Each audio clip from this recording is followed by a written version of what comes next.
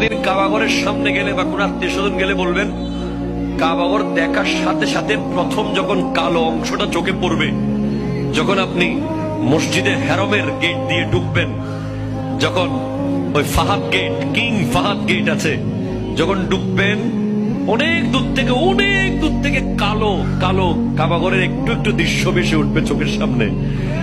তখন দোয়াটা করবেন, কি দোয়া করবেন কয়টা? যখন কয়টা?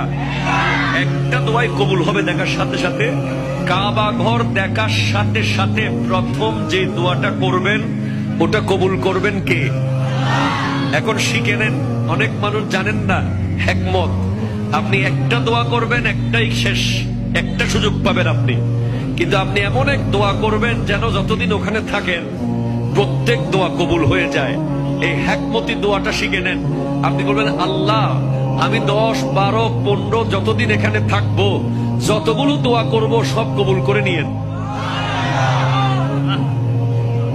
দোয়া করছেন কয়টা? পাবেন কয়টা?